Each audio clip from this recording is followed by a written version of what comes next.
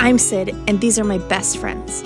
My mom, Kim, my dad, Ty, and my sister, Maddie, who before starting her own adventure, joined us in rocking out a state-of-the-art refit on our floating home. Now, we're ready to set sail to die with memories, not dreams, and live dauntless.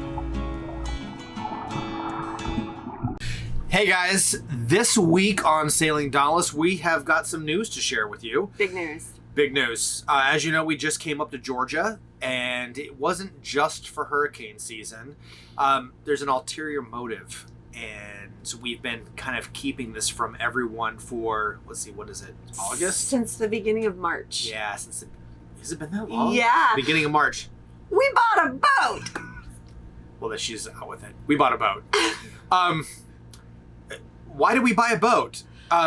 We just finished an awesome refit on this great boat. Why would we do that? We must be. Why? We must be crazy.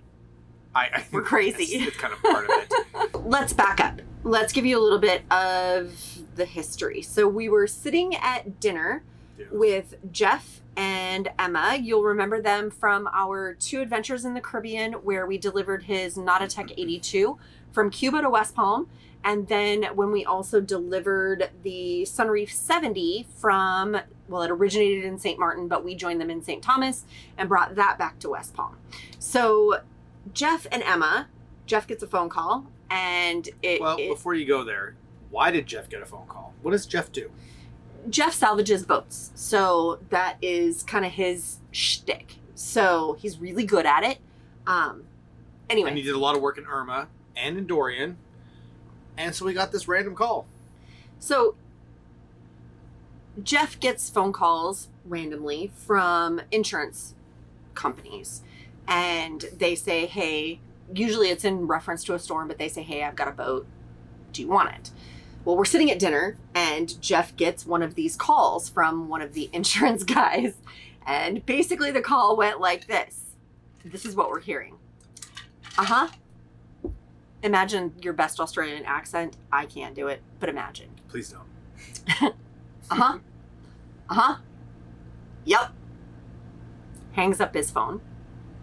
Takes a drink of beer. Pretend this is beer. Looks at Ty and says, you want to buy a boat? What boat? It's a 2021 Leopard 50. What happened to it? Well, she took on some water. How much water? All of it. So, you're thinking, are you out of your mind? You just bought a sunken boat? The answer is yes. So we've just arrived at Thunderbolt Marina. This building that is right behind me is the offices, from what I'm told, and that is where our Thunderbolt project manager is located, and he is going to take us out to the boat, so stay tuned. So we are driving over to where the boat is located. I think we're all just a little bit nervous. Yeah, I'm cautiously optimistic. How you feeling, Sid? Yeah. Like, my heart is racing. It's cool about like the rail cars, how they move things around. Yeah. We'll take a tour of the boatyard once we get a little bit more settled. Oh, I see her. Oh boy, I see it. I see the good side. It doesn't look so bad from here. No? The bowsprit's broken. Yeah. But it's still there. Oh, that's just the cable that popped off. Okay. Oh! It's like her guts are hanging out. Shit. Okay, here we go. The picture doesn't do it justice. All right. I think it's important that we look at what did she look like before we got in there and took out the sand and started cleaning her up. So let's show you a picture of what a brand new boat looks like.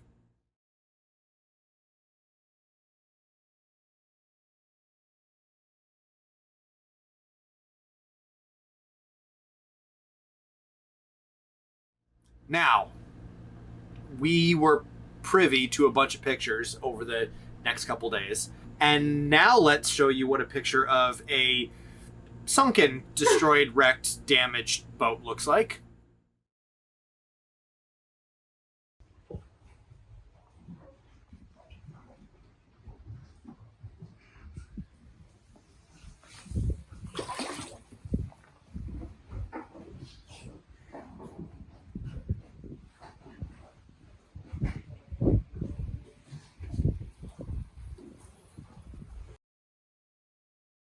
We really milled on this for, it's been like 2 weeks that we spent milling on it. In fact, we milled on it so long that we were actually on the trip from St. Thomas to West Palm on Ty's birthday when we actually finally transferred the money and made the sale and bought the boat. We were in Culabrita? Yeah, Culabrita. Yeah. And you can go back and it'll link that video. That was the day. And so we made it all the way back to West Palm, and then we got in a car and we drove all the way to Georgia. We had to buy a car because we didn't have one. We didn't own a car because we're cruisers. That's right. We had to go buy a car. So we had to go buy a car so that we could do minivan. This project. It's Kim's minivan. And we drive all the way to Georgia. And I told Sid, don't worry, hon. Just pack for 3 days. We're going to go up. We're going to clean all the mud and the sand. Just clean up the boat. Just pickle the engines. Get everything kind of stabilized so we can come back to Florida.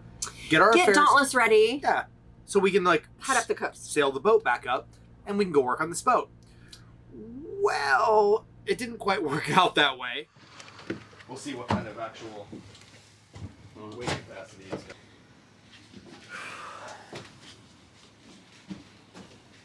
Oh, I love that smell. Beautiful, isn't it? I love it.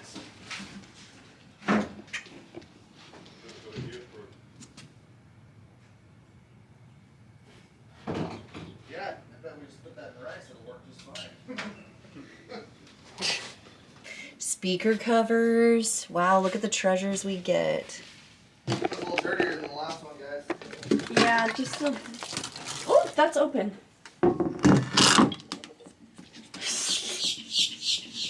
Okay. There's a cockpit fridge. Clean it up. Ew. That's bad. Yeah, so there you go. Here it is. Yeah, well, let's see what we can come up with, and we'll make some shit happen next week. 10 days. days later. And 10 days was... Even all the Krispy Kreme donuts every day didn't make it better, did it? Sid? It didn't. She's shaking her head in the background. 1,000 pounds of mud and sand. And if you've ever been to Georgia and had the unfortunate opportunity to smell hot, rotting Georgia mud, it's something special. Yeah, it's like a cadaver went rolling around in a landfill next to a dog park in a hot bag, left for 3 weeks in the sun in July. Okay, it was bad. It was bad. But we almost broke Sydney. Yeah. We did. So, speaking to that, back up, we actually had a big family meeting. So, we sat in the cockpit on Dauntless before we decided that we were going to take on this endeavor. And we talked long and hard about what it was going to be like, because we just spent 349 days on the hard, living on Dauntless while we did this refit. And it was rough. It was not an easy deal. I mean, people complain about 2 or 3 weeks in the yard or a month in the yard, and we spent almost a year. Yeah. So we knew going into it that it was going to be right back into what we just left and swore that we would never do again. So we had to all be on board. We had to all say that this was what we were going to do. And quite frankly, at the time, Alex was on a visit and he was kind of privy to all of this going down, and he's supposed to come and join us on the boat, which you saw him do last week.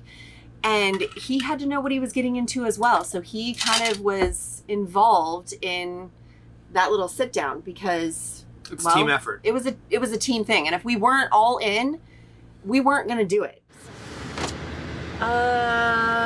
First impressions, guys. It's worse than I thought it was. Is it worse than you thought it was? Yeah. I think it's better than I thought it was. Don't think the pictures quite did it the justice that it is in person. In what way? In a good way or a bad way? Oh, bad way. I think that the pictures were less Descriptive? expressive of her status. And we haven't even really been downstairs yet. I haven't been downstairs yet, but there's obviously not enough hoses, and we are going to need a lot of water. Like, a lot of water. But I think that by this time tomorrow, we're going to know more. But the good news is that she's only a couple months old. So, yeah, I think it's inventory, cleaning, and a little bit of grace, and I think we're going to be just fine. We'll have enough booze to get us through tomorrow. Yeah, they left booze. Because there's holes in Kim's boat again. I'm gonna go get a key. I'll be right I back. almost feel like this is worse. So, Oh, Jesus, what did we do? So, what happened to the boat? Like, why would Jeff get a call, and why would we get to buy a 2021 Leopard 50? 2021. It's like that's this year. Yeah.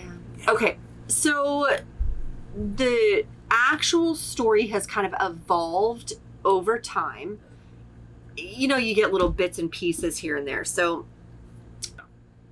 this boat, which is one of the driving forces for us actually making this decision to buy it, was we narrowed down through pictures and conversations really almost exactly what happened to this boat. And we were able to talk to the salvage crew, people that were on the salvage crew, the adjuster, Yep. the previous owner Yes. that was on the boat when it happened. So we have a pretty good idea of everything that happened. Yeah. And once the damage did happen to the boat, no one's touched it since us or until us. So this is the story as it shakes down from all the parties. Basically. As Mike Rowe says, this is the way I heard it. Right, this is the way I heard it. Thanks, Mike Rowe. Basically, the gist is this. In early March, there was some bad weather that was coming through in and around the Ossabaw Sound. This boat was transiting from the south to the north. I assume it was coming from Fort Lauderdale because it's a 2021 Leopard 50 and they commissioned them in Fort Lauderdale at Just Catamarans. So I presume that the owner was moving the boat from Just Cats up to the Hilton Head is where he was going. East Coast, Hilton Head, for hurricane season. And in that transit, he got close, but the weather turned and he was uncomfortable. So he turned into the Ossabaw Sound. Now, what we know, and this is one of the things that I said coming into the Wausau Sound, which is just north of Ossabaw, Yeah. what we had heard, especially about Ossabaw, is that the channel is very deep and it's great. However, it's narrow. And outside of that channel, there are some pretty significant shoals that are very, very shallow. And it happens like that. Plus, yes, the tides are very significant. yeah, there's 9-foot tides here. So I got on the phone with Tom, the previous owner, super nice guy, and basically we heard the story. And the way the story went is this: according to Tom, is that the weather turned and they were on their way to Hilton Head, which is in Georgia. Ossabaw Sound is just south of Savannah, Georgia, and they turned into the first inlet. Ossabaw is just north of Savannah. Or south, you're right, I'm sorry. Say again, Ossabaw I is... love being right. So it's just south of Savannah, and they turned in just to escape the storm. They got in, and they were in the channel, and they got disoriented, and they were in deep water, and then they weren't. And when they weren't, They really weren't. They really weren't. And they got, basically, they grounded the boat on a shoal. During that process, the sacrificial keels had broke free, which is what they're intended to do. And They're called sacrificial for a reason. right. And the boat was then on its stub keels, and because of the winds, weather, water movement, tide movement, the boat actually settled down and actually cracked the bottom of the hulls, which allowed it to take on water. They were thankfully able to get every soul off the boat. Everyone was rescued by the Coast Guard, and they were waiting there for a period of time before this happened. And then the situation became dire. They called the Coast Guard, and the Coast Guard rescued them. And shortly thereafter, the boat actually sank. It took on enough water that it actually rolled over, snapped the mast, and this was about 7 o'clock in the evening. A little bit later than that at this point, but yeah. And then the next morning, the salvage crew went out, and we will show you a video here in just a minute about what they found. They were looking for this boat. It's a 50-foot boat. It sank in 30 feet of water, and they were able to find it. Now, it was only down for a few hours. They rolled the boat, they bagged her up, they drug her back to the sandbar that she sank off of, and bagged her up again. Tried to get more water out, Yep. because obviously the more water that's in her, the heavier that she is, and the harder it is for her to then be moved via absolutely. airbags and So towboats. they continued to put bags underneath of her and pump the water out, and it took them a good bit of time to get her back to the closest marina. Well, the closest marina anywhere near Savannah, Georgia, that can haul out a 26-foot, 7-inch wide catamaran is Thunderbolt Marine.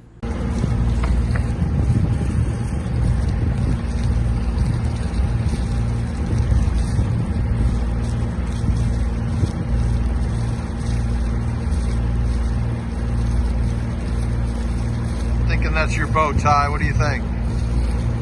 Just a guess. I can smell it from here. It smells good. It smells like pine.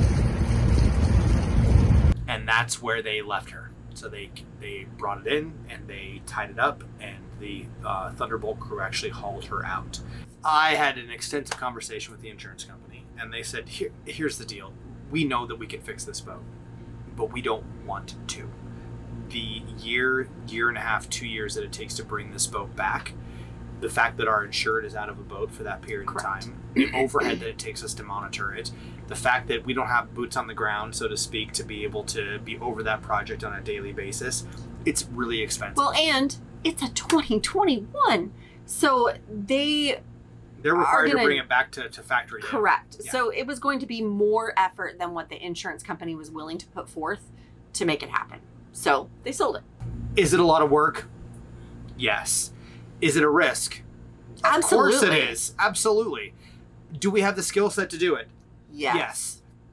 So, all of those things being said, we are going to take you on this new journey of rebuilding a brand new Leopard 50 from scratch. She will be back to factory original and then better. We are staying here in just outside of Savannah at Isle of Hope Marina, which we kind of talked about in our last video. It's kind of this little slice of paradise. I absolutely love it here.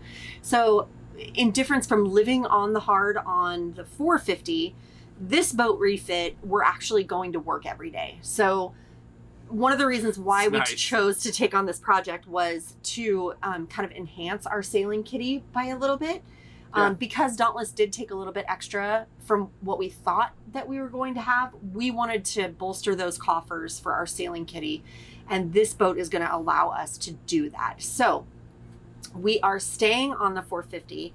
We're on a dock, which is a little bizarre, actually. But it's, if you ever get a chance to come to Isle of Hope and you have the ability to stay on their dock, this is they're awesome people. Truly a little slice of paradise. I love being able to go on walks and really just it's very peaceful, which is nice considering the kind of stress that we have going on with this project.